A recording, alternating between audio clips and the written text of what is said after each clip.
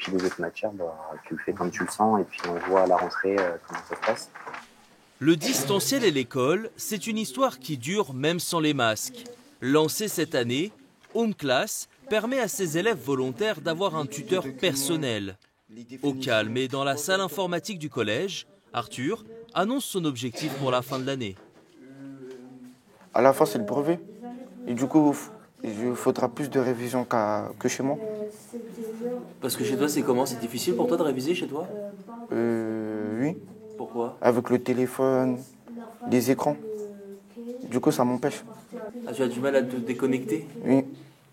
T'as essayé de te déconnecter ou... Oui, j'ai essayé, mais ça n'a pas trop porté ses fruits.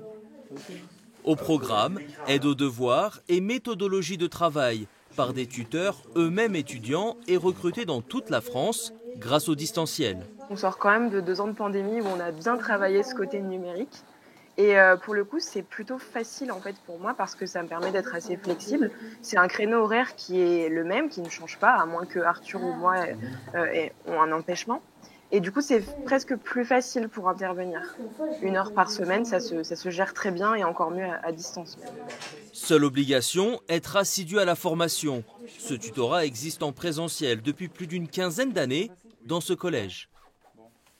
On peut voir l'an dernier, ça a été évalué comme ça, en fait on avait un plus fort pourcentage de réussite chez les élèves qui étaient inscrits à ZUPDECO que les autres qui n'avaient pas de soutien scolaire.